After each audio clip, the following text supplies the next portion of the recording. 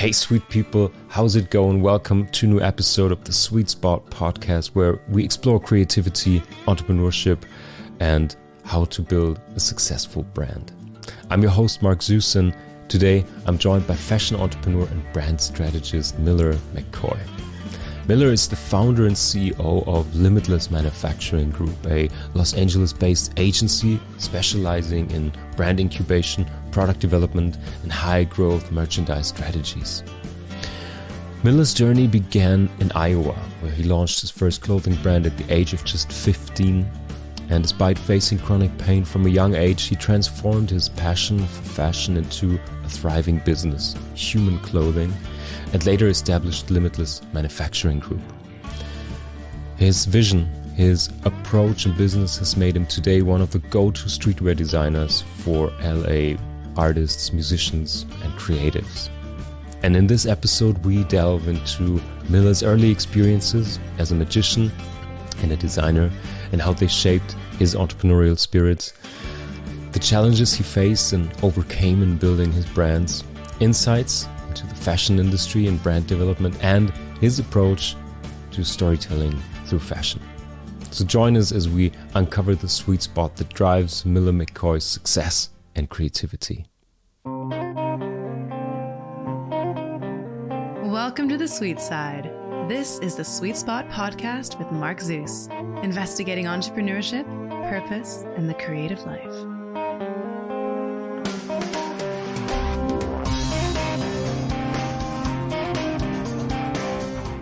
Miller, welcome to the Sweet Side. Welcome to the Sweet Spot Podcast. So nice to have you here.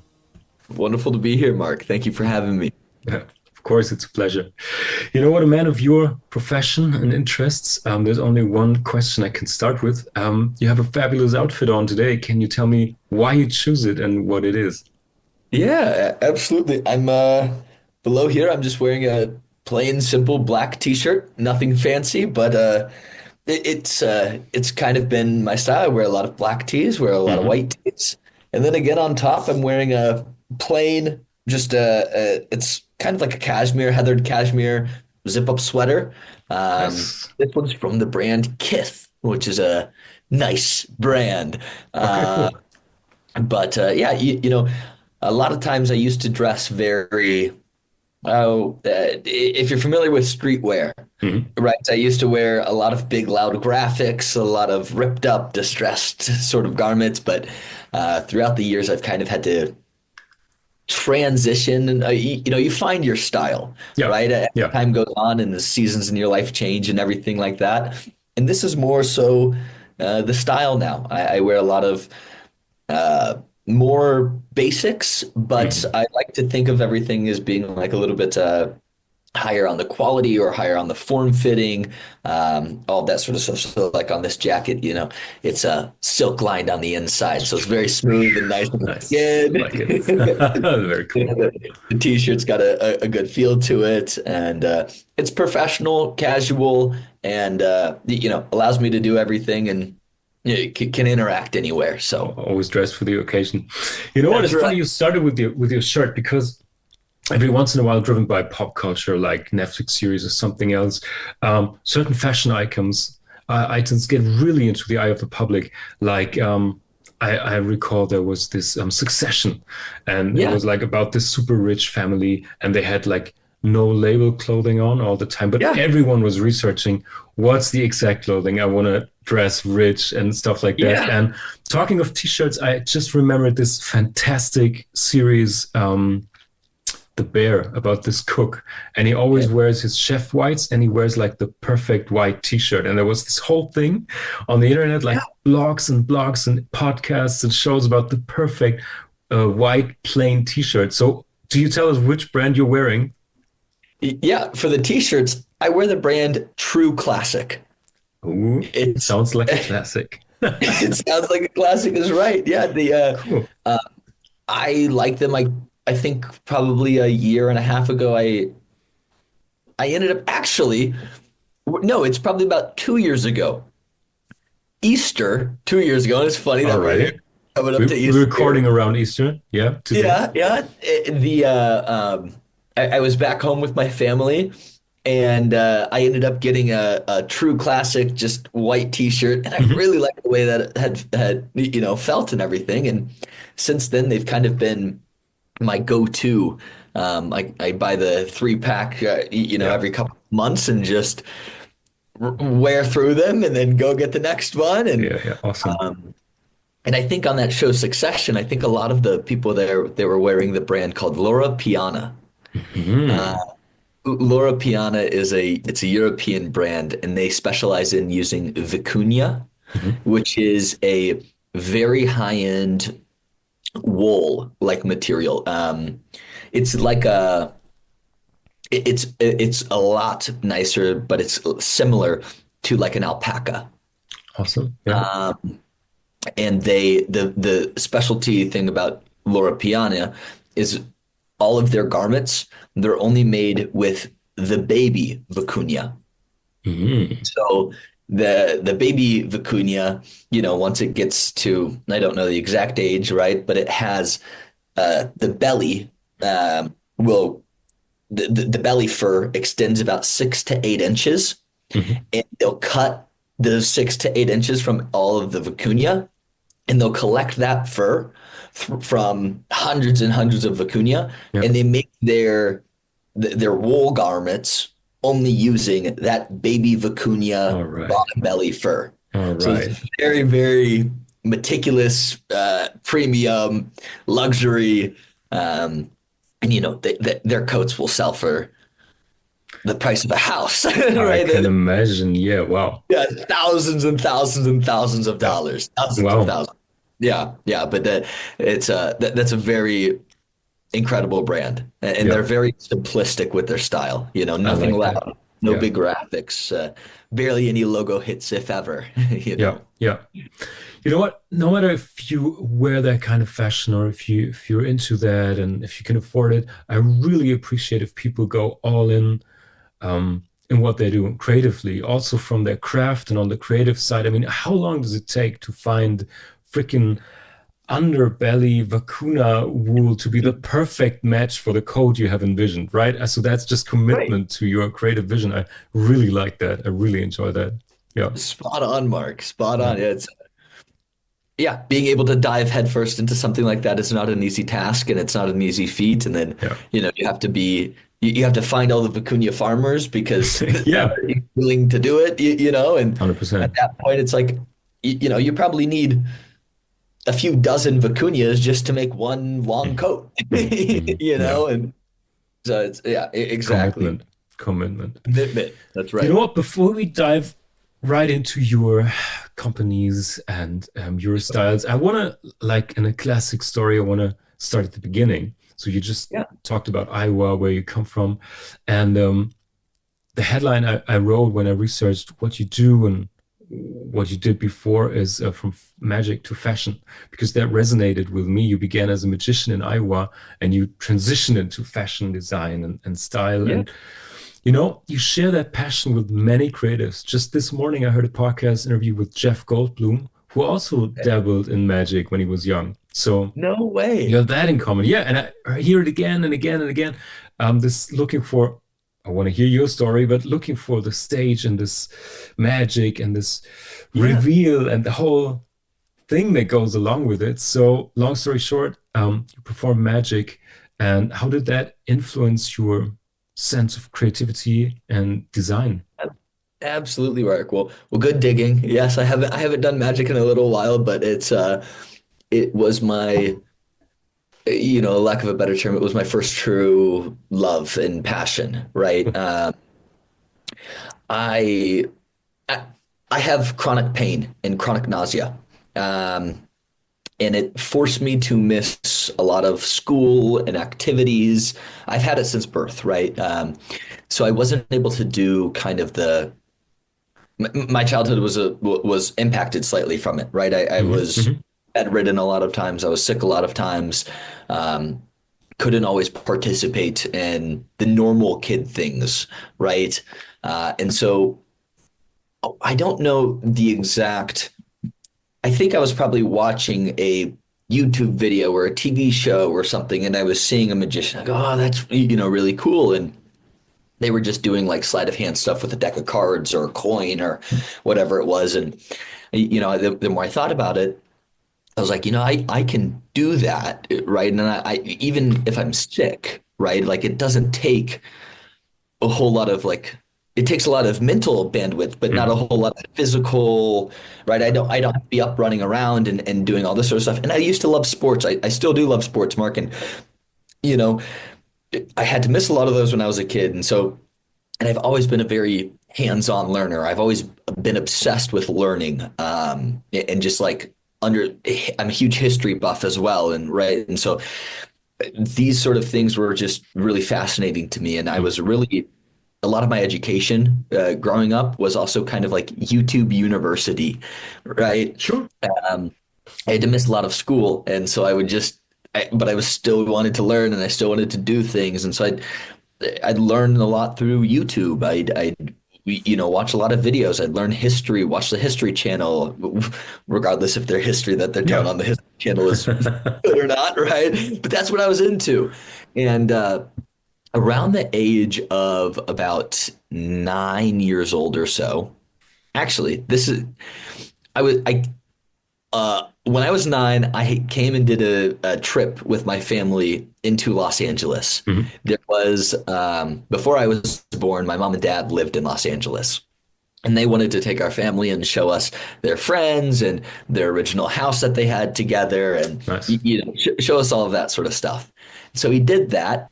And coming out into Los Angeles, there's a place here called the Magic Castle, which is a bit of it's kind of a prestigious, if you know sort of club, right? And the art of close-up magic is called prestidigitation. So it's a prestidigitation club, right? And they had a friend, I believe his name is Patrick, and Patrick was a magician who was also he had a residency, or he had a membership or whatever at the Magic Castle. So we did a trip out here, and we went to the Magic Castle, and on a Sunday they do a brunch where you come and eat and you go experience. There's like 3 or 4 different rooms that you go into. There's like special magicians doing, this one's card magic, this one's mini illusions, this one's mentalism, right? All this sort of stuff. And I'm waiting in line for the door to open, and there's probably another 30, 40 people there. And there are some young magicians that are working at the Magic Castle that are standing in front of the line, and they're selling like magic kits. Right.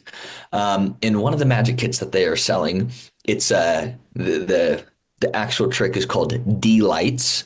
And they're selling these D-lights, which are basically these, right. If I went like this, my thumb would start to glow, right? It would like light up a color.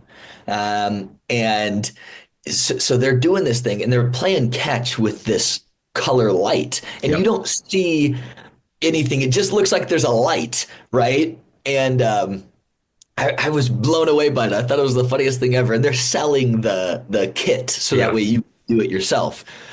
Anyway, I convinced, I'm begging my mom and stuff. Can I get this? Can I get this? Yeah. I need this. Yeah. She ends up, getting swayed, and yes, okay, whatever. Let's get it, right? So I purchase it. I'm sitting there for a little bit.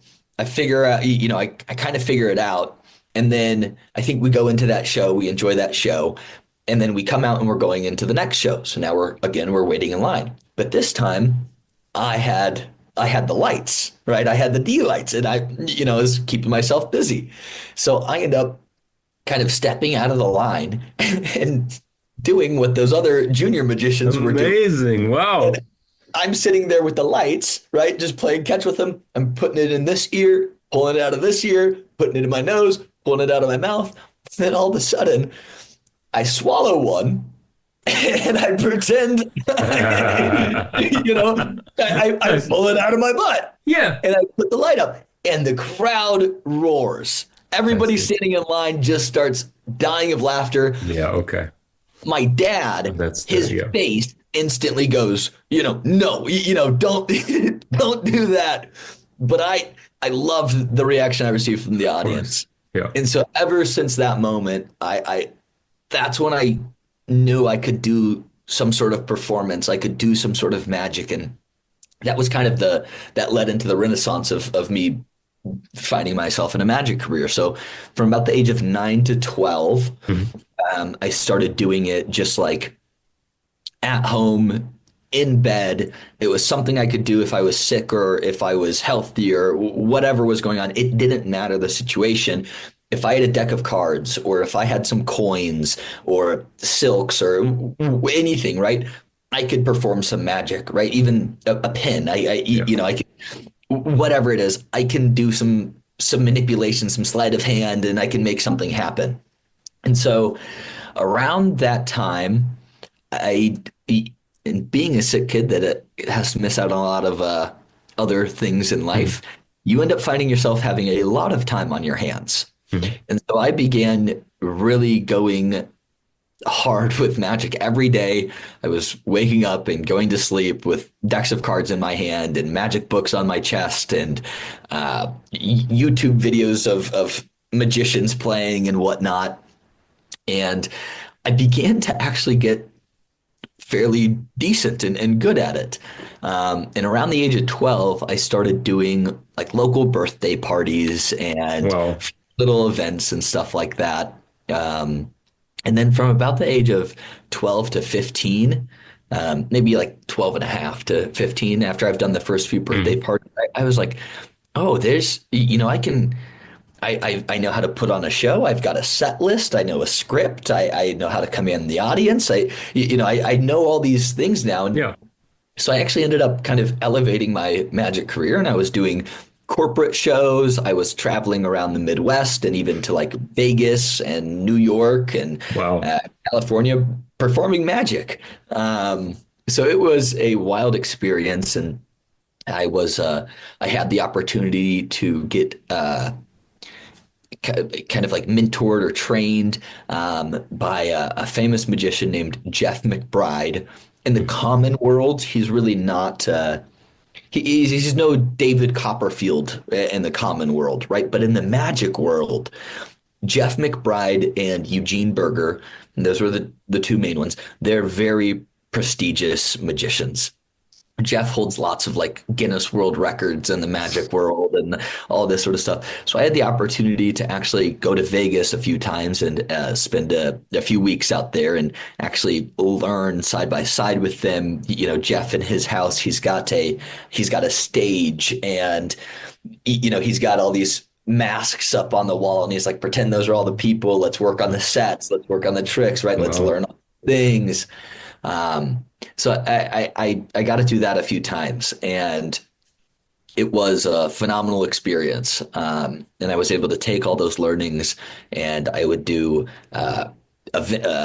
like competitions and events and stuff like that. And I would place pretty well in some of these events and competitions, and just really started diving headfirst into the magic world. And around that age of 15, a lot of my health complications started to brew into larger complications. Okay. Right. People with chronic pain, a lot of times they end up having a lot of mental health issues as well. Right. The two kind of go hand in hand. And around that age is when a lot of that sort of stuff started kicking in for me. I used to always be the happiest go lucky kid. I would throw up or I'd get sick, but I'd come out with a big smile on my face and say, "What's for dessert?" Right? Like, cool. No big deal. But around that age of 15 is really when a lot of the things started to kind of shift in my life, where that wasn't necessarily the case. And I was tired of feeling the way I was feeling, and I, didn't like that. And so there were just some more health complications that came, and I had to start canceling shows, and I couldn't, at that point in time, I didn't have good coping mechanisms for the health issues. And so I didn't know how to regulate and deal with I could go to sleep one day feeling fine, but the next morning I would wake up and I would feel horrible.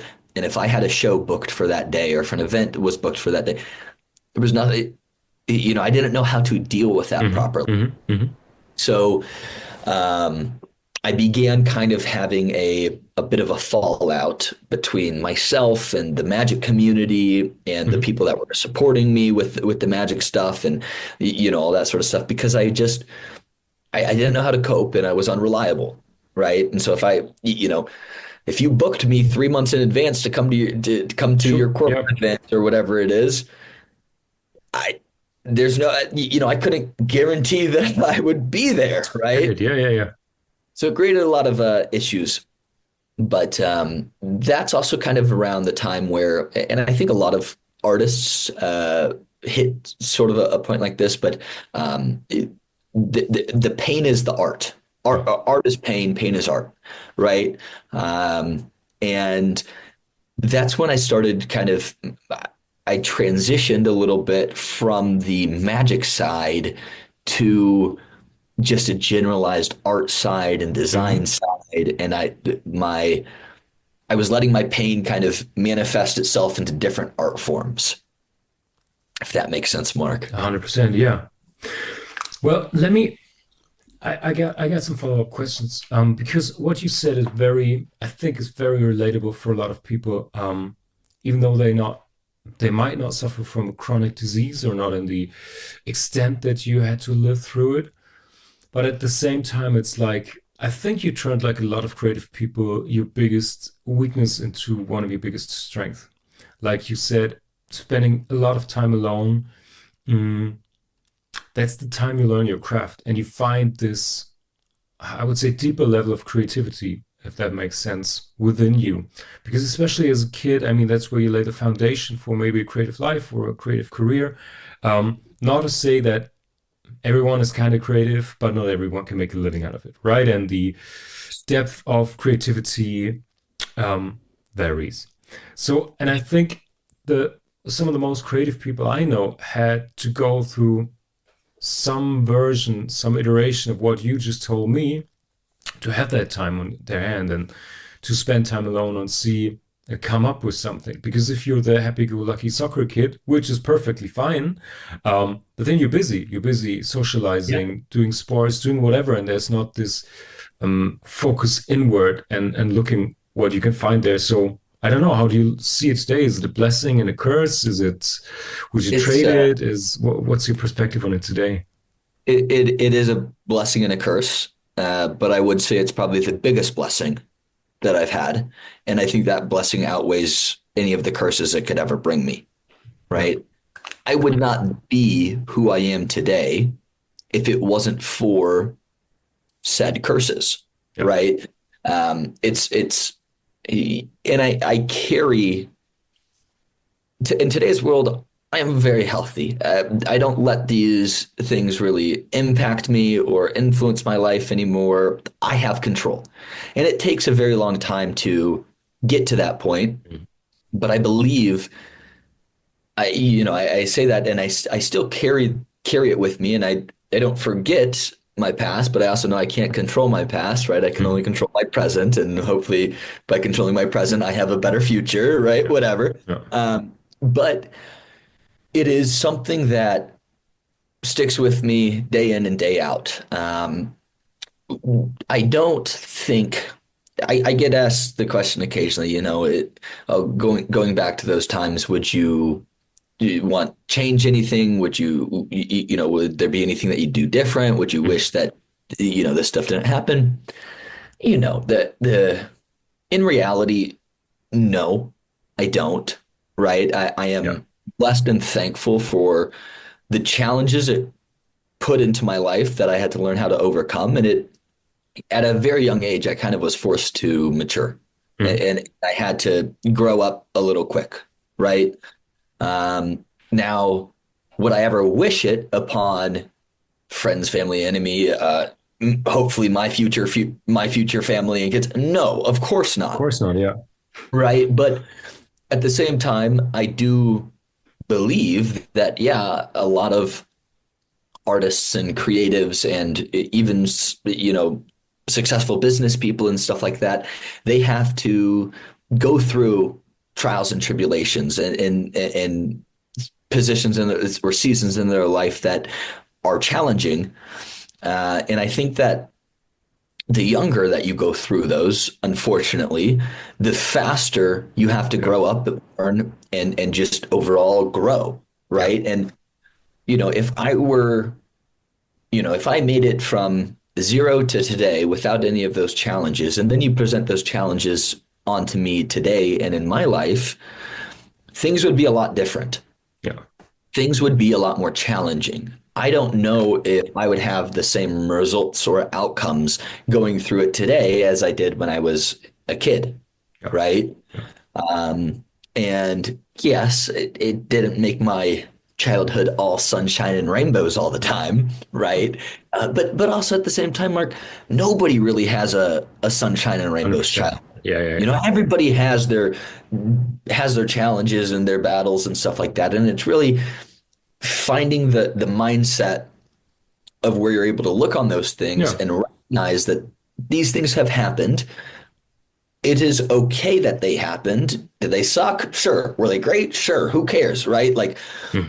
But understanding that those challenges had happened, understanding the growth that you have learned from overcoming those challenges, and applying the growth to your everyday life. And instead of being a victim to those challenges, you use it to empower you, and you turn it to your superpower, right? My pain is my superpower. It's what's given me my determination, my perseverance, what's given me my grit, right? You can't hurt me, right? I've had, that I've felt pain, right? That is, I know I can overcome lots of things, right? And being able to carry those as if they're, accolades or badges on my chest, right? Yeah, 100%. It allows me to stay present in the moment and know that I can, today, if I'm faced with a challenge, I can look at that challenge and know I can get over it. Yep. 100%, man. That's what Carl Gustav Jung mentioned with his hero's journey already. And calculator, everyone. Yeah, 100%, man. So, but I mean, now we got us hooked. Now we're curious. So, sure, we left where your magic career was just going places, and then you had to cancel everything. When did the shift happen? How and when did you find fashion clothing for you? Yeah, so the shift originally happened when I was about 15. So when I was younger, right, and when I was really a magician, I also began learning the entrepreneurial journey throughout it, right? I was there booking my shows. I was there training myself on how to actually kind of work on building a business out of it, how to build set strips, or right, what was the service or what was I providing, what value was I getting in exchange? I was getting the monetary value, right, whatever it is. And around the age of 12, I started learning the same time that I was getting into the magic, I started learning Photoshop, and I started learning HTML. I taught myself HTML through a YouTube video so I could build my first magic website, right? At MillerMcCoyEntertainment.com. I don't think it's up anymore, but awesome. Like a Wayback Machine, you can probably find it, right? So I learned HTML, built my first WordPress website, and made my logo and made my business cards and my posters and all my visuals and graphics, right? Because I was a kid, and I'm from Iowa. We don't have this isn't Iowa's a farm state, right? We have farmers and insurance there, not very little on the creative side there, especially when I was 12. But it was I kind of had to teach myself a lot of these different traits, and luckily, I was 12, so I had time on my side. I didn't have major responsibilities on my side, things of that, right? So I got to experiment and learn at a young age, and I around the age of 15, when I was kind of making this transition, I was getting way more heavy into graphic design, right? Mhm. Photoshop, Illustrator, all of these sort of, I think those were really the two that I was using. And I was just getting my feelings out and making, well, making art Yeah. on the computer. And a lot of people at that time, graphic design wasn't treated the way it is treated today, in the way that it's people didn't understand it as they didn't see Yeah. it as art. They didn't see it really as it's like, okay, cool, you're making something on the computer. Okay, like Yeah. Yeah. what's great about and I thought what I was doing was beautiful, fabulous, and I'm spending dozens and dozens of hours crafting this design and all this sort of stuff. And I'm trying to story tell through graphics that I'm building on Photoshop, right, and all this sort of stuff. And basically, I got to the point where I was like, okay, people aren't going to fully understand this unless it's tangible, Mhm. right? And I think it took me probably until I was about maybe 16, so probably about a year and a half of really going hard onto the graphic design stuff. And again, graphic design was one of those things that I could do alone in my room Yeah. while I'm sick, when I'm feeling well. It didn't matter. If I had a laptop with me, a computer with me, I could do it. And I remember when I first got Adobe, I didn't have my own computer. I had to go onto my mom's computer, and I got the illegal cracked version of Been Adobe. there, I know. Yeah. Probably put 10 viruses on her computer or whatnot. Who knows? Yeah. But yeah, eventually through the magic and stuff like that, I was able to get my own laptop, and I was able to kind of being able to build out my own actual suite. Yeah. Ended up buying Adobe back at CS6 back in the day when it was like 400 or 500, $600 or something like Yeah. that. Yeah.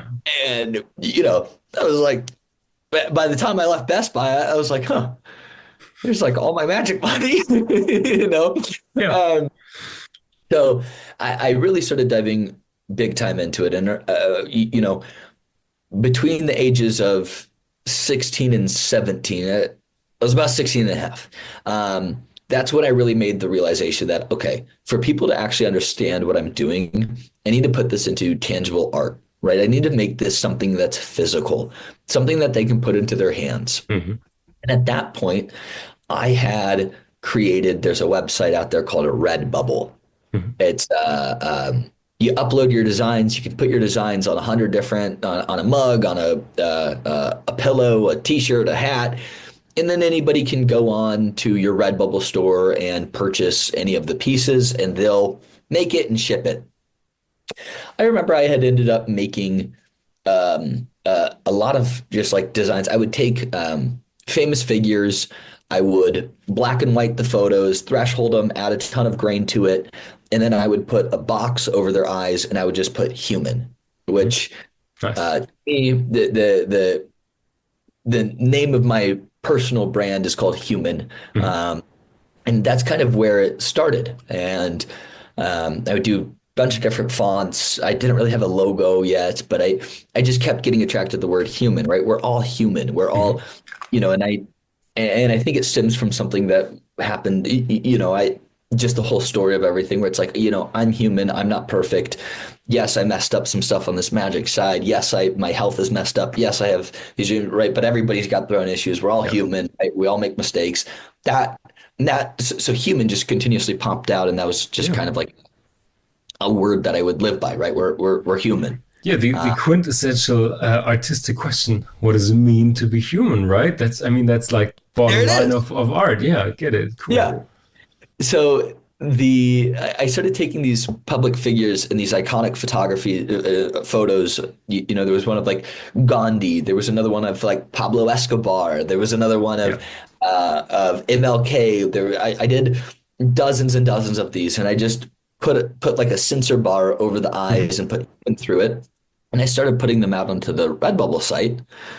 And after like the first week, I started seeing, purchase from Dubai, purchase from India, purchase from Australia. There wasn't many purchases, right? And I'm selling these stickers for maybe $2 or something like that, Yeah. right? But that was the first time when I saw this. I was like, oh, wow. Okay, this went from people not understanding it to now, Hmm. a Yeah, handful yeah, of yeah. people That resonates with people that all of a sudden. Yeah. yeah, wait, I'm actually, even though it's a couple bucks and I've got no idea who these people are, and but I'm selling this, right? And then at that point, I started kind of promoting it, right? I would now put it onto my social medias, or I'd now share it with my friends and family and all this sort of stuff. And I started doing like print on demand T-shirts with Yep. it, and all of that. And then I met I didn't even meet. I was doing just like research on like local Iowa screen print companies, Hmm. and Hmm. just all this sort of stuff. And um, about 2 miles away from the house that I grew up in, there was actually a screen print company. So I ended up getting a meeting there, and they taught me what a PO was. They taught me about the screen printing process and Awesome. all this sort of stuff. So I put in my first actual T-shirt order for Human, which was it just had like a yin yang on the back of it, and I kind of made it melting. I made it melting into each other, and then the bottom of it all melting. And I had Human on the front and kind of like this uh, Japanese stylistic font.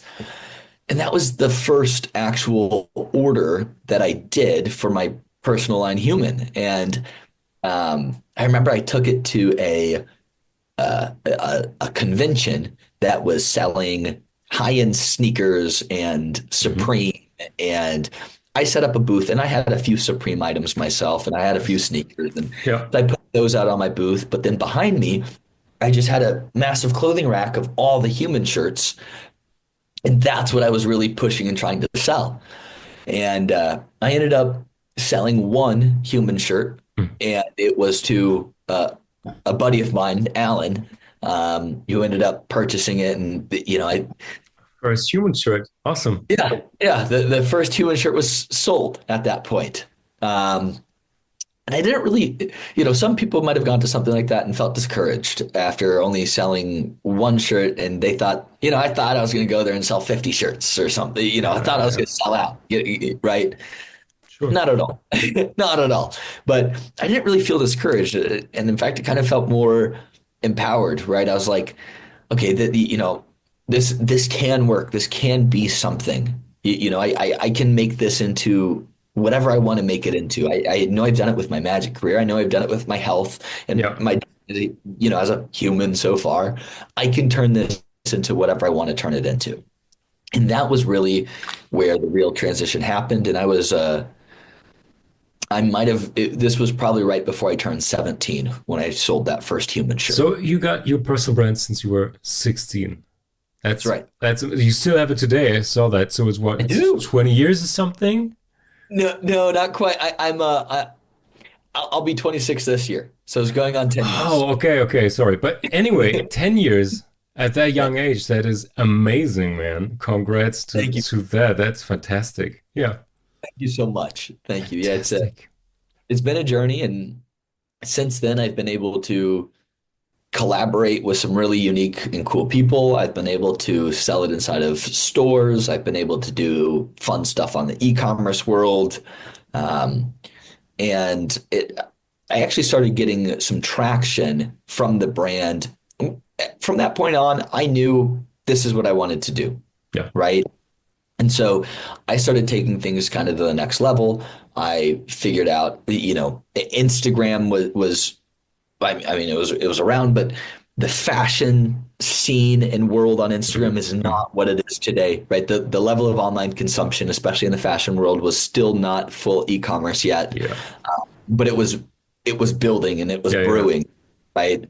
Um, and I ended up um, just going kind of headfirst into the online world because I Yeah. realized through originally that Redbubble store, I had more sales from stickers and stuff like that going globally and around the world than people in my hometown that understood what I was doing, Yeah, yeah. right? So I assumed that, okay, where I'm from, it's a different type of world. It's a different community. It's not going to be understood and held in the same light as maybe some places that have a larger taste of art. And I started doing what today we call it product seeding or PR packages. At that time, I didn't know what it was called or what I was doing, but I would contact managers for musicians or stylists for celebrities and all of this sort of stuff. And I would just say, hey, I look at my brand, look at the products I've made. I'd love to send you something. Yeah. Right. And out of every 100 messages I'd send, I'd probably get 90 people that don't reply. I'd get 4 people that said, F you. And then I'd get a few people that say, my address and, in my size, send me something. Cool. So I began starting to send out these promo packages, right? That would include my new hat, or it would include my new shirt, or whatever it is. And also around that time, I ended up getting my own sewing machine, and I got my own. At that time, we didn't have. There's a new thing in today's world called DTF, which is like high-end transfers. Back then, we only had vinyl. Right. If I wanted to do something at home, I got a US vinyl cutter, and I get sheets of vinyl from Scissor Vinyl. I'd make my own stuff. I'd got a heat press, and I put all stuff basically into, at that time I was living in an apartment, and I had a bathroom that was just like really long, and my closet was also in the bathroom. I took all the clothes out of the closet, put like a t-shirt rack inside of my bedroom in front of my bed. And then I put all of my fashion equipment into the closet. And so I put a desk next to my sink in my bathroom. That makes sense. Yeah. I just made my own little workshop, a little assembly line inside of my bathroom. And I'd make all these clothes there. I would contact as many people as I could. I would send them all my designs. And slowly but surely, I started getting, large names wearing the clothes. Mm-hmm. And around that point in time is when I was able to kind of make the transition locally as well in my hometown to, these people started to understand it because they saw their favorite music artist, or they saw their favorite, whatever it is, wearing my stuff. And so they're like, oh, maybe this is. But that's always how it goes. From your hometown, it has to come from somewhere else. Yeah. Exactly. But you know what? Before we trace down this collaboration and styling you do, what I found really interesting in the way you talk about it with so much enthusiasm, but it now, after you starting and switching from magic to graphic design, now into fashion, but it seems to become more and more intuitively and effortlessly. Because it didn't seem like there's a strategy. It just naturally progressed into, I'm dabbling in graphic design. No one gets what the F I'm doing here. So I got to put it out there into the real world. Oh, stickers work. Let's do a shirt. It's just like everything's falling into place, which is always the magic I love about these creative paths. But I don't know. Is that my impression? Is that right? That it, from that point on, was just self-serving, self-running its course? Yes. There was no, I didn't build out a business plan. I didn't have, of course not. I didn't have a business structure. What I knew was I wanted to make clothes, and I wanted cool people to wear my clothes, and I wanted it to support me. Yeah. That's all I knew. And so through my grit and determination and perseverance, it was just, how can I do that? Mm-hmm. Okay, I've done this. What's next? Okay, I've done this. What's next? Okay, I did this. I learned from this one. How can I imply that into the next thing? Yeah. Okay, great. That worked or that didn't work. What's next? Yeah, right? It's always there. It was basically an evolution, right? It's just building on top of one another, the compound effect, right? It's just staying day in and day out. This is what I do. This is who I am. This is unauthentically me, right? You're either going to love it or you're going to hate it. And I don't really care because I'm not, this is what I'm doing, right? There will be somebody out there that loves it. Yeah. That's the mindset. Yeah. Yeah, exactly. Yeah, and just kind of, yeah, the magic of things did happen. Things did miraculously at times fall into place, or I ended up one day I was watching a music video with one of my friends at that time who was also helping me out with the brand and stuff, and we're sitting there watching it, and then all of a sudden, and I'm not really paying attention, and then all of a sudden I hear my friend start freaking out. He's like, "Oh my, Miller, rewind it, rewind it, rewind it." He's freaking out. I'm like, "What?" I rewind it, and the music artist, his name's Trippie Redd. Trippie Redd is wearing my shorts in the middle of the music video. Awesome. And I knew I was ecstatic. I started freaking out. We're both looking at each other like, what's going, how's this happening? Fantastic. That was that was a core memory that's kind of been ingrained in my mind of just like seeing, and I probably sent those shorts to one of Trippie Redd's friends 6 months ago, never saw anything of it. Yeah. And it's just like a full circle moment where it's like, oh, yeah. This thing is working. Yeah. Fantastic. And that's it's been a journey, but yeah, it's been enjoyable.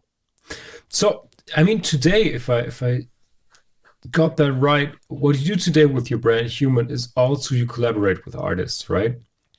And you work with big names, and I'm really interested, if you work on these collaborations, I'm interested, how does that creative partnership maybe look like? And also, how does the style and the voice of the artist inspire their collaboration? Is it like, hey, I think my style fits theirs? Or is it like more of an openness? Today it's Action Bronson, tomorrow it's a death metal band. I don't know. Does this play a role in your process? Yeah. So actually, Mark, there's two sides to that. And there's actually two things that I do.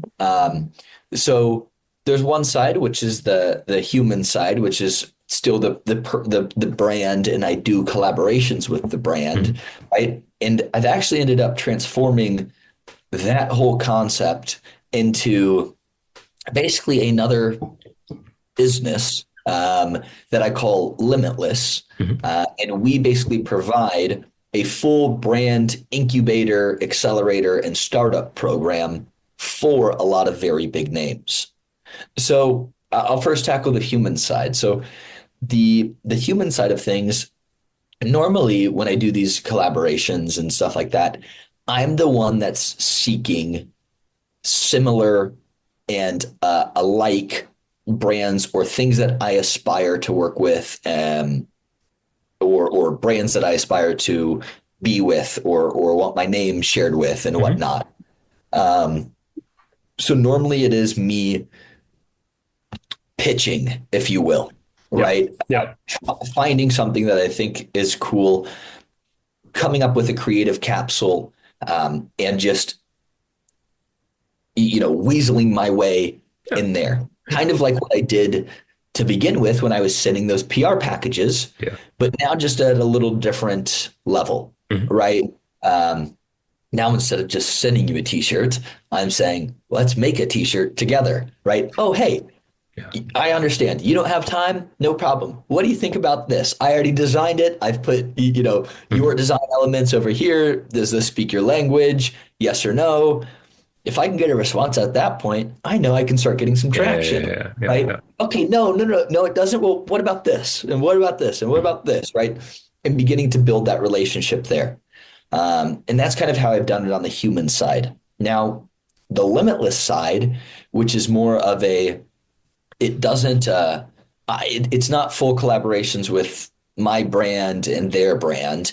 What it is we're actually building a brand on their behalf or with them, helping them scale and grow their brand. So through running Human, and getting out to Los Angeles and being able to do some of these styling things and stuff like that with cool names and stuff like that, people started to kind of realize, a lot of the people that I was styling started to realize, hey, you're just styling us in your clothes. You know, a traditional stylist is going to go, they don't really have their own brand. They're probably going to go get 20 different brands and give them all the options. Yeah. No, when I show up, I've got my options and they're my clothes, Yeah. right? And these guys started catching on to that. And they were like, okay, well, you have a really cool brand. You make really cool stuff. Can you help me make my own brand, Yeah. make my own stuff? And that's where the Limitless idea spawned, Mhm. where we originally, it started very small. It started with some, some niche people and, I'm this guy's DJ. I'm the DJ for this famous person or whatever. And that was the original person I was sending human clothes to. And now they're coming to me saying, hey, I want to start a hat company. Hey, I want to start a t-shirt, right? Can you help me put this together? And it was a slow start at first, but being able to have that relentless hustle and already know that the communication game and stuff like that through human, we were able to kind of find our footing and again weasel our way into rooms or studios or just communities that, if you look back on it, we didn't belong in those places, but somehow we got in. Yep. And since we were able to get in, we were going to make something happen from there. Yeah. Magic. Right? Yeah. And make some magic happen. And basically that's kind of how that whole route started. And we got, you mentioned the name Action Bronson. That was the one of the first big artists that we had ended up actually kind of putting all the pieces in place and helping with the manufacturing of his products and doing the fulfillment of the products. And at that point, when we first started, it was simply just manufacturing, right? I was really good at making the clothes for human. I could leverage the same teams that I was having make my clothes and my already pre-existing knowledge in the fashion industry to take your idea. You tell me your idea. I understand it. I can conceptualize it to the factory and to the teams. I've got the factories and teams. We can build it. And because I'm doing it, I'm going to add a couple bucks to it. Yeah. Right. That's kind of how it started. Yeah. And then from there it was, okay, well, if we're making the clothes, we should also ship the clothes. Yeah. Okay, well, if we're making the clothes and we're shipping the clothes, what if somebody comes to us and they don't have a design? Well, okay, well, I know graphic design. I can do the graphic design. Oh, okay, we're doing the design. We're making the clothes. We're shipping the clothes. Well, what about website? Well, we've built our own Shopify stores and our own websites for e-commerce. Yeah. Hey, well, now do your websites. Okay, well, if we're doing all these things and these guys are getting, we're shipping thousands or hundreds of units, it's a lot higher demand for this stuff than, my personal brand's couple hundred pieces here, a couple hundred pieces there. You're probably going to start getting some customer service emails. How about I start providing customer service emails? Okay. Well, we're kind of doing the design, we're making the clothes, we're making the website, we're fulfilling it all, we're doing the customer service. Well, what if I start providing the product photography? Yeah. Okay. Now, what if I start providing the content creation, right? And so just one thing, again, similar to kind of how the evolution of going from magic to design and into fashion kind of happened. Fantastic. It was just compounding snowball that allowed us to kind of build out Limitless into being just like we like to think of ourselves as like an all-in-one, just you want to build a brand, we can build your brand, right? That's what it sounds like. Fantastic. So that's been the journey. Awesome. Miller, take us a little bit as far as you're comfortable with on the business side of things. So how does that look? I mean, today that you're up and running with Limitless, how do you pick collaborators? Do they need to have a certain reach, a certain gravitational pull towards them? So you're gonna, I don't know, sell like X items, and how do you work with those people? Are you part of the deal? Are you service provider? Yeah. Yeah. So that's a good question, Mark. There's a few different styles that we do. And actually, it's been my job this week and last week to come up with restructuring all these styles or at Fantastic, least yeah. big offers, right? We've always been very reactive. And what I mean by that is um, at first we would eat what we could kill, for a lack of better terms. Yeah. It didn't matter who you were, how large you were, what you did, right? If you needed manufacturing help, cool, we'll make your product. If you needed whatever it was, we have the systems to be able to plug and play. But that was very reactive. Mark, you'd come to me and say, I want 50 t-shirts. This is my budget. This is my logo. What can I do? And then we'd do it, right? But Mark, you might take those shirts and, it might not be the best experience for you. And the shirts might not be the greatest and the prints might not be the best, right? All of these things. And so recently, these last couple of weeks, I'll tread back a little bit, actually. We were reactive for about 4 years of running this business, right? Anybody that would come into us, right, we would just they'd tell us what they need. We would either make a scope of work that has a, contractual agreement in it that says, okay, we think that you're going to be able to sell a lot of units because you're kind of big and famous and all these people, let's do a profit share. And we'll just provide you everything and we'll give you the world. And, assuming that you sell all these units, we'll just take a little cut. And then, we did that and it works great for a few people, but some people, it doesn't work great for. Yeah. They have no desire to do the marketing or to push the product or anything like that. So now my team is kind of left. I still have to pay all the wages. I still have to pay all the salaries. I still have to all the assets, right? All that sort of stuff. And if I don't get right, so it can make it challenging on my team. Then we had the other side that was, you come to us, you tell us what you want to make. We'll make it. I'll add a couple bucks here or there so that way we could make our margin on it. I could pay our team. I could, make a couple bucks profit on this thing. And everybody's happy. It's a win-win. But in fashion, there's so many variables from, this coat here alone. There's 1 million plus different ways I can make this coat. Mm-hmm. There's 1,000 different fabrics I can use for the outer fabric. There's 1,000 different fabrics I can use for the inside. There's 100 different zippers I could use. Yeah. There's 50 different trim options. The ribbing on the wrist here, there's 100 different ribs I can use, right? All of it. There's so many different variables. And so these last couple of weeks, I started kind of running through everything and just kind of looking at everything from the admin eye in the business. And I was like, okay, what are things that I could do to kind of help streamline this stuff and be able to provide a better experience for the end consumer or for our consumer, and for my team. And that's been kind of structuring different packages. And now I've got a package that's like the brand starter kit. It comes with, it gives you, the exact deliverables that it comes with. We are going to use our expert opinion to tell you how we should deliver those to you and what the garments are and all of that sort of stuff. We then have like the launch pad, which comes with a full suite of stuff. We'll build your website. We'll build your product development. We'll do your graphic design. We'll do your samples. We'll do your product photography. We'll get you every step of the way ready to launch. Mm-hmm. Once you want to launch, you're good to launch. We still offer the custom orders, right? Where people can just say, hey, Miller, I want this with this logo, make it happen. And then on that kind of higher level, more hands-on side where we're working with some like big creators or artists and stuff like that.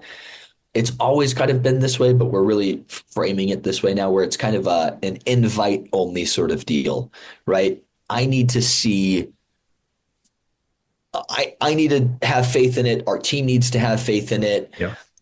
You have to have faith in us, and it really needs to be more of a hands-on intimate experience. And if I just opened that to the masses, I wouldn't be able to give it that Will be the hands-on, same. Yeah. right? And so collaborating on that level has been, it's very difficult, right? There's a lot of people I want to work with that I don't work with, right? It's very hard to get to some of these people, but it's been a uphill battle to say the least. It's been Yeah. growing and it's been phenomenal, and we're super pleased, thrilled, and happy with it. Um, and But it's tough. but it's tough. But it's tough, man. Tough. And I really Yeah. want to point out to everyone listening, because what you described is a very crucial, deep cut strategy decision, which is not easy. And especially the route you're taking, which I admire, taking it boutique, making it special, following your passion, going in to passion projects, providing the quality and depth of creative work that you want to do.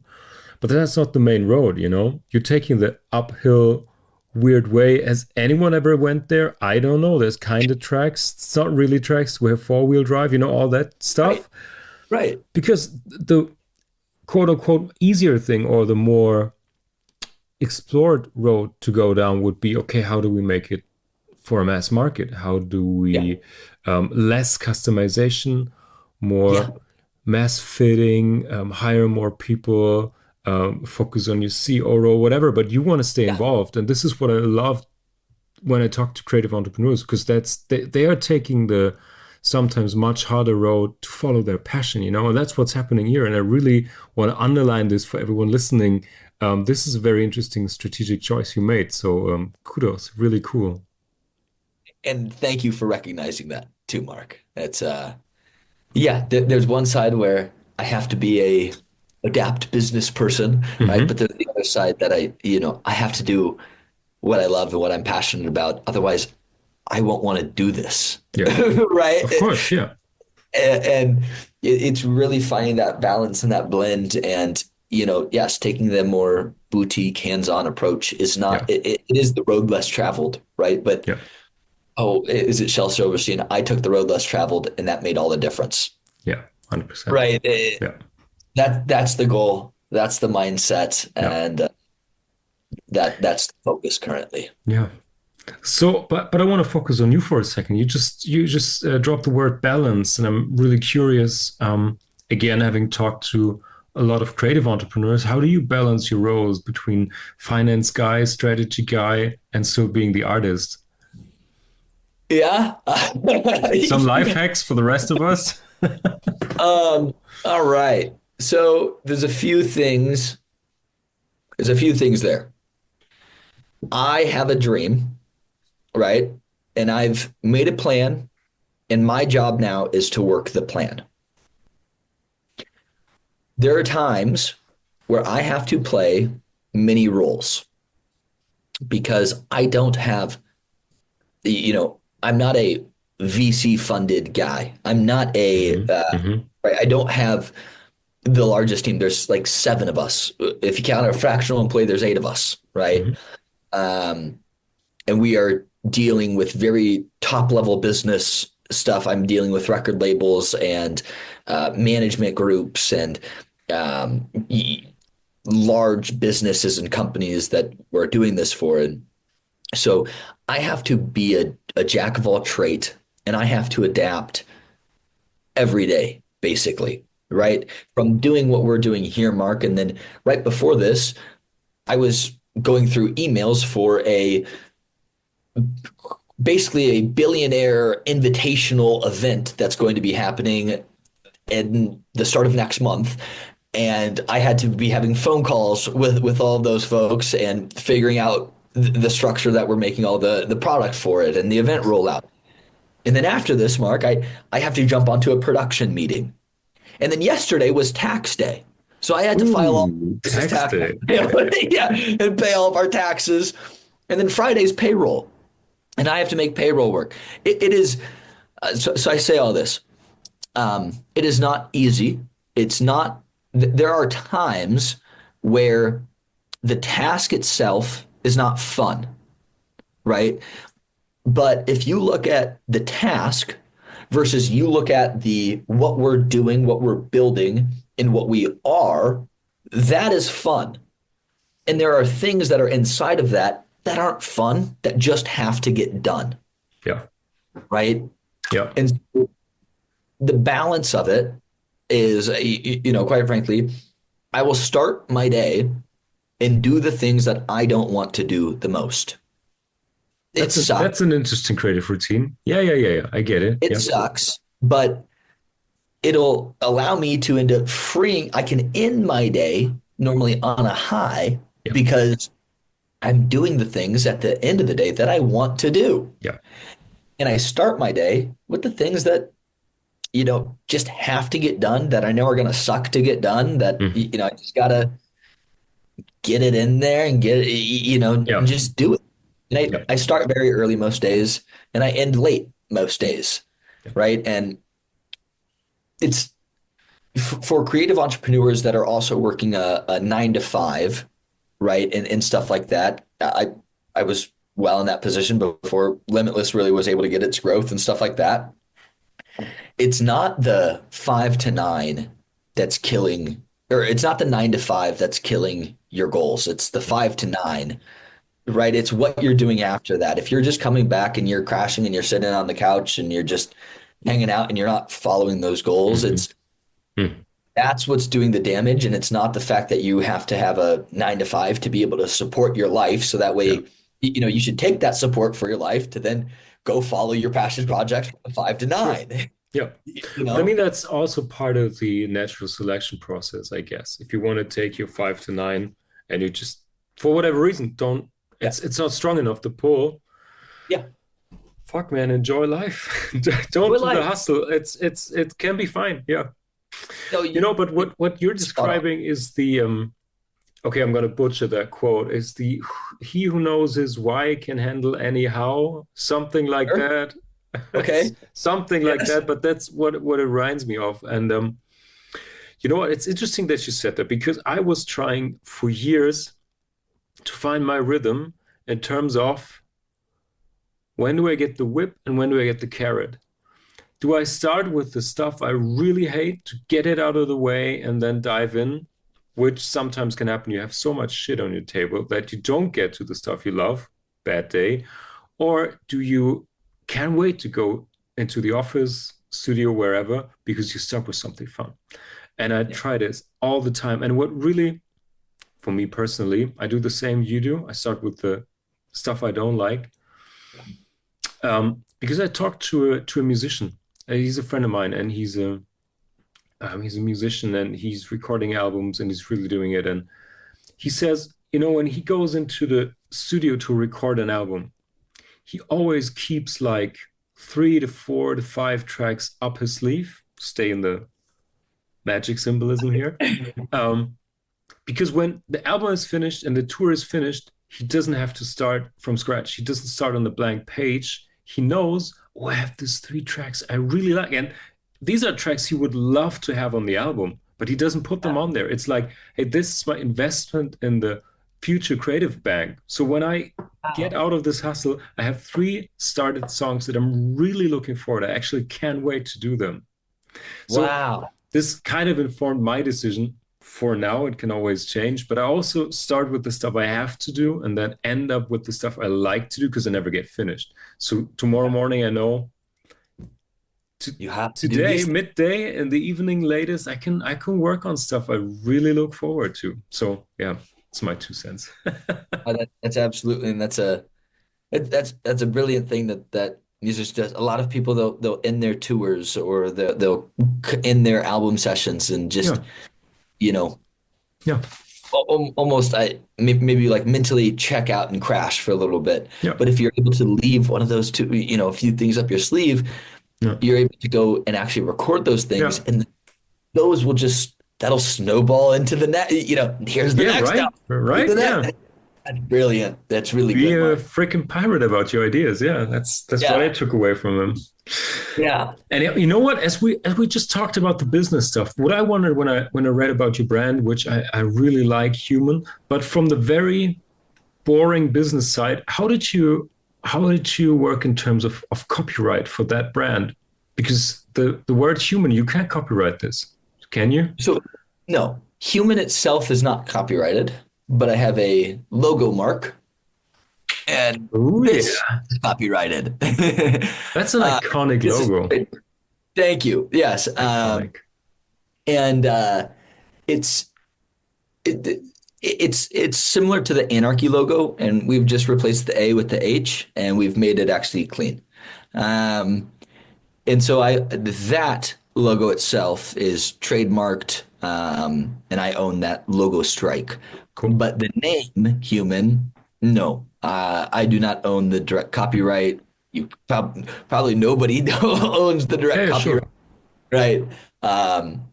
And so it is as often as possible getting that logo strike seen in the same time where if you see any of the human clothes, Yeah, right? So that way you can eventually start making the sure. mental switch to if you see that logo, you know it's human. Yeah, yeah, perfect.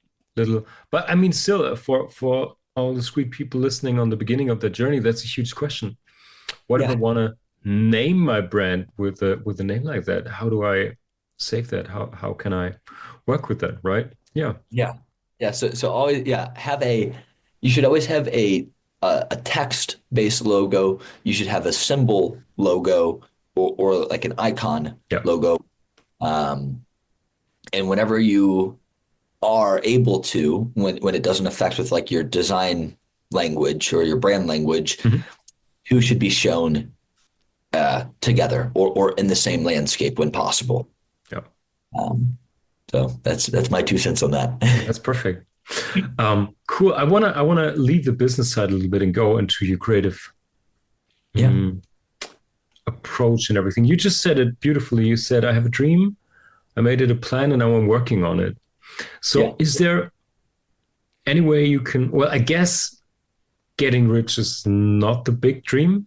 Maybe I'm wrong on that, but can you share with us how you manifest the dream? You don't have to say word for word if that's too personal, but I sense a lot of people have very different ways to visualize or force their dream into Yeah. becoming real, you know? So maybe you can share your strategy for that.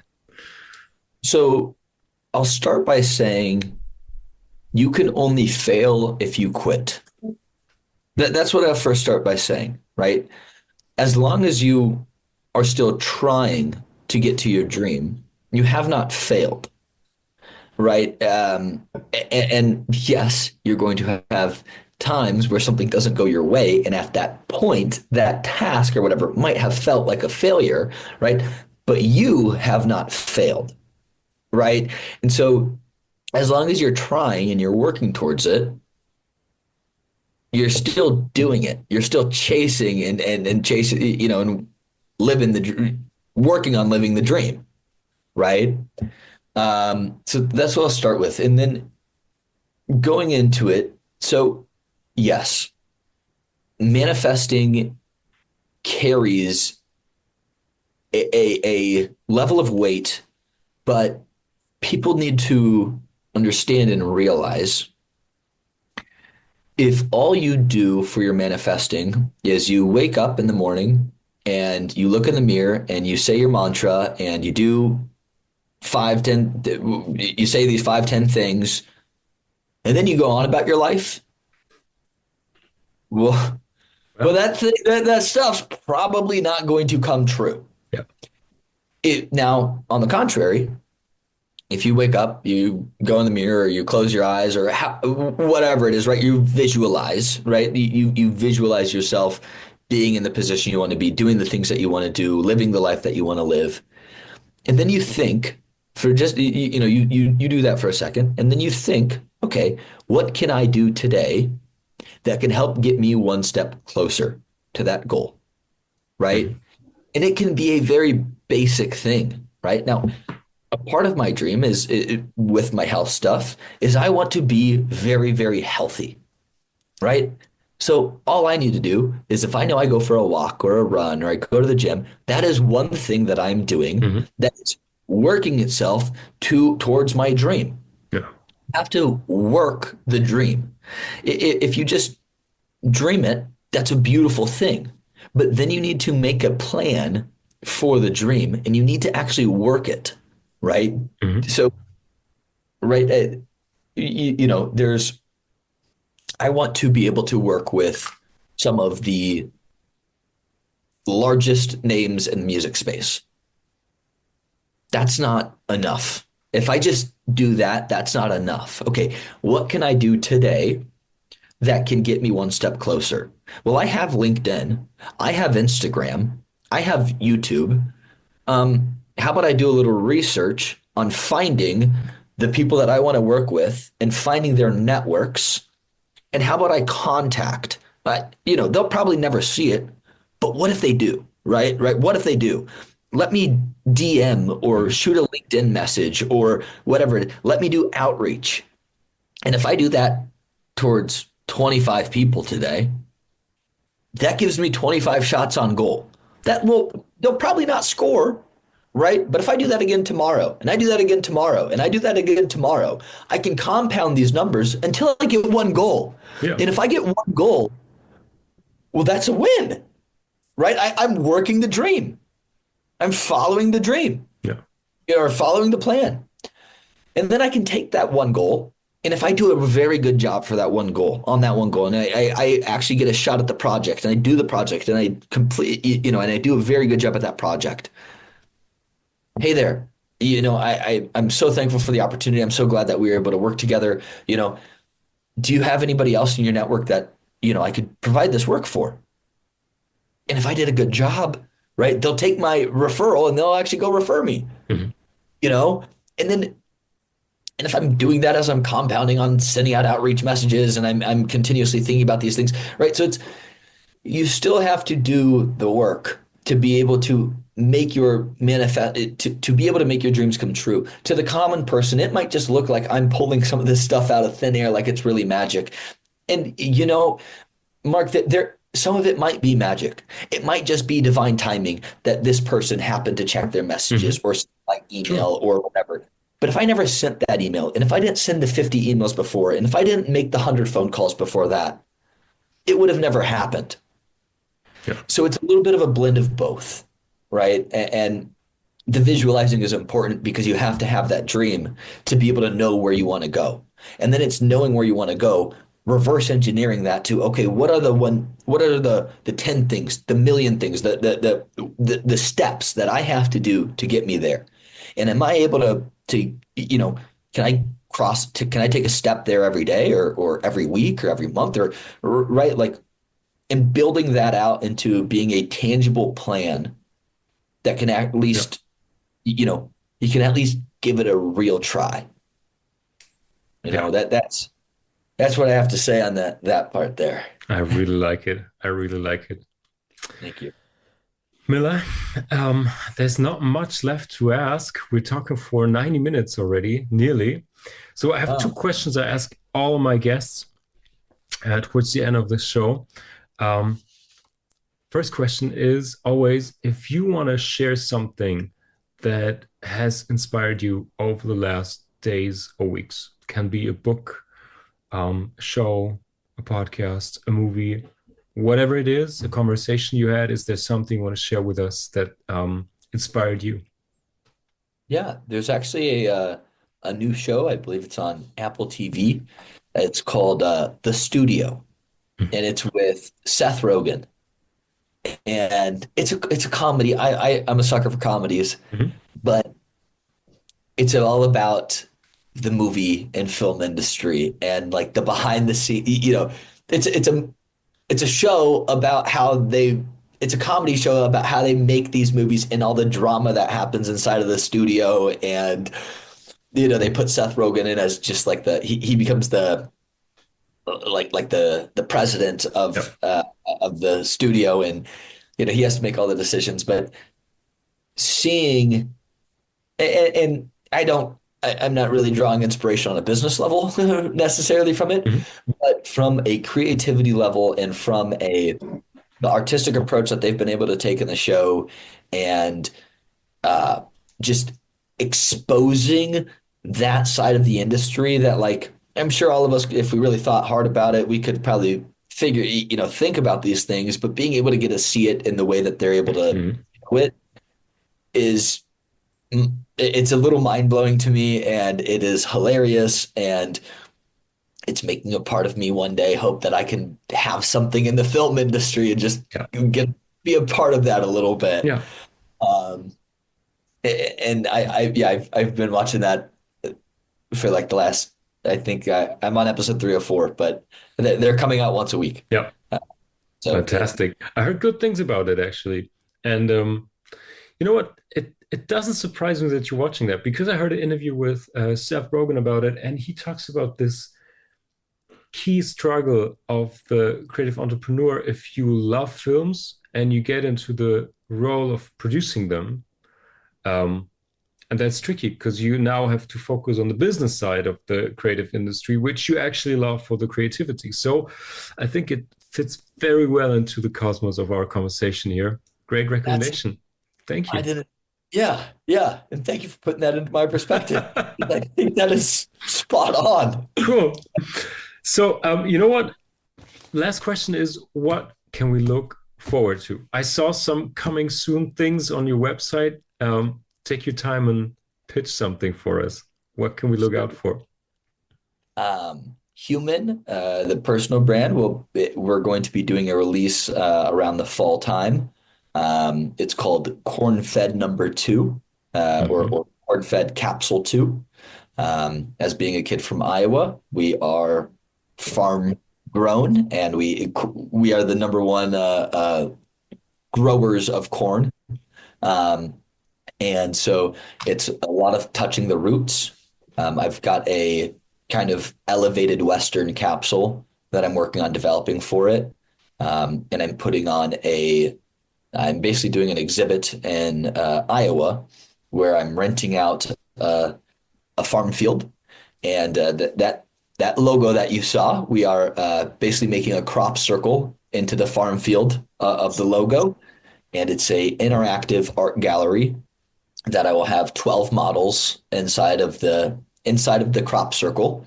And I'm building little nativity scenes that each model will be wearing one of the new outfits from the collection inside of the nativity scene, paying kind of homage back to the Midwest and back to the farm culture and all that sort of stuff. And then we're going to be doing a large activation for it that will be across the United States. It'll take place all within 24 hours, and it will be very loud. And hey, I can't say very much about it. All right. But if you see it, it's going to cause some commotion, to say the least. Wow, nice.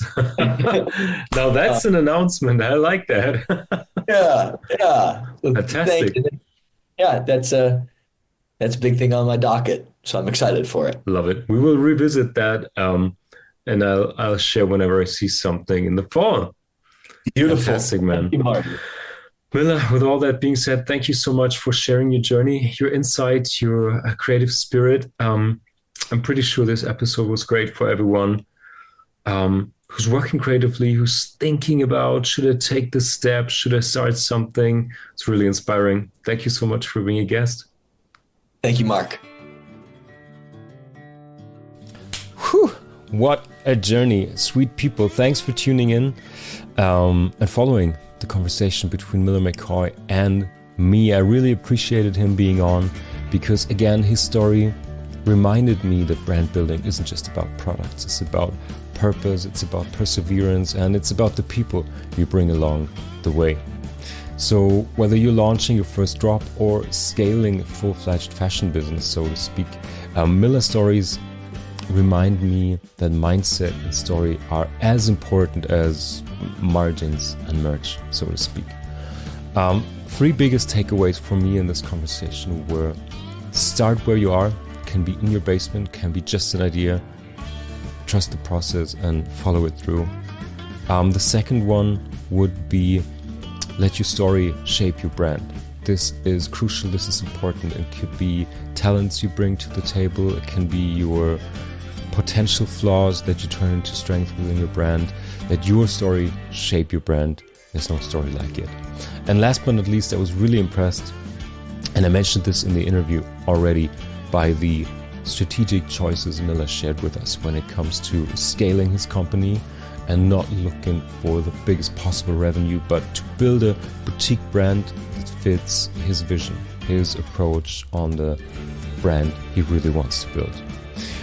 So thanks for tuning into the Sweetspot Podcast. I'm going to go on and explore more stories behind the strategy of people and their brands. If you enjoyed this conversation with Miller, share it with someone who's building their own brand, forging their own creative path. And of course, don't forget to subscribe, rate, and follow us for more conversations with creatives, thinkers, makers, and brand builders of today. Sweet people, that's it for this week. Stay curious, keep finding your sweet spot, and I hear you on the other side. This podcast is produced by Sweetspot Studio. New episodes each week, wherever you listen to your podcasts. If you enjoyed the show, leave a rating and subscribe to never miss an episode. Find out more at sweetspot-studio.com.